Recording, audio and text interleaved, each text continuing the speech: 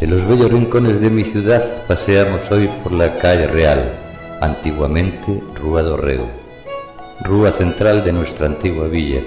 Según los historiadores, el tramo alto de esta calle, desde la Fuente de los Tornos a la calle de los Soportales, se llamaba Rúa de la Correaría. Al inicio de la calle nos encontramos a la derecha con la Rúa de la Palma, que va hasta la calle del Marqués de Aranda. A la izquierda, parte del bello Pazo de los San Román. En su interior una galería sobre el patio, soportada por 8 columnas, adornada con 14 hornacinas barrocas, talladas en piedra, únicas en Galicia.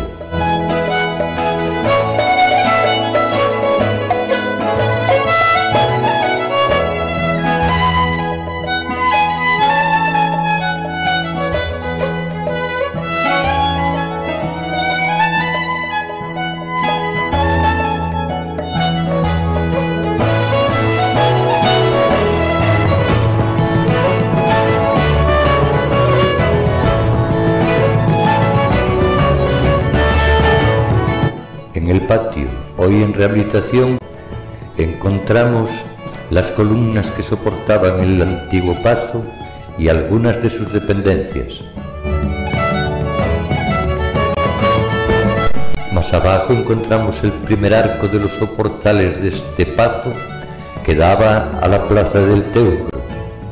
En este pazo, el 2 de junio de 1858, se establece la primera sede de la Sociedad Liceo Artístico Literaria, hoy Liceo Casino de Pontevedra. En el número 12 de la calle Real y frente a la plaza del Teucro nos encontramos el precioso palacio de los Marqueses de Aranda. En su fachada principal, escudo del siglo XVII.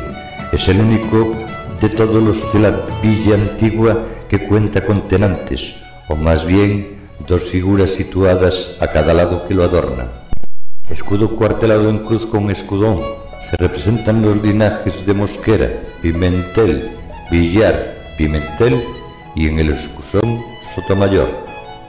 En la parte norte de este palacio se conserva torre almenada de media altura que da a la Fuente de los Tornos. Nos encontramos en la bella plaza de la Fuente de los Tornos, fuente tallada en piedra de 5 chorros o caños, fuente de gran importancia en la Edad Media. De ella se proveían de agua los habitantes de nuestra antigua villa. Adyacente a ella la calle del Marqués de Aranda, que va desde esta fuente hasta la calle de Don Gonzalo. Más abajo a la derecha la Rúa de Sarmiento, antiguamente Rúa da Compañía. A la izquierda Rúa de Isabel II, antiguamente Rúa de los Mendiños. En la casa que hace esquina con la Rúa Real, antiguo comercio de Loza, en ella nació el ilustre pontevedrés don Perfecto Fijo Ponce, que en 1880 compró la llamada Botica de la Peregrina. En ella tenía el famoso loro Rabachol, hoy símbolo del carnaval pontevedrés. En el número 20 de la calle Real encontramos el pazo de Barbeito Padrón y Vega, hijo de don Pedro Barbeito y Padrón y Jacinta Vega Navarro.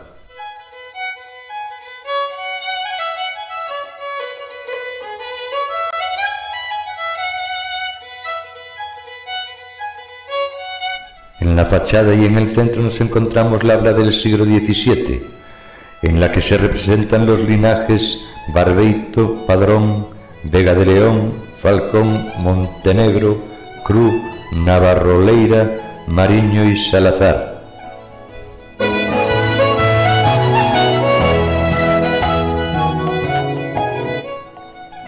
Su fachada la adornan 10 caras talladas en piedra, por eso también es conocido este pazo como Casa de las Caras.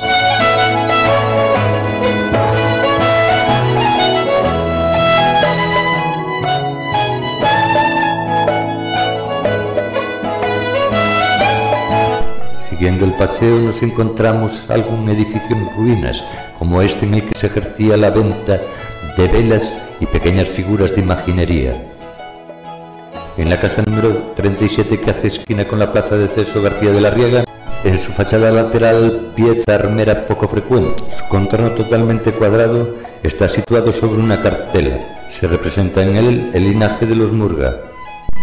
Esta casa fue sede de la antigua estafeta de correos de Pontevedra.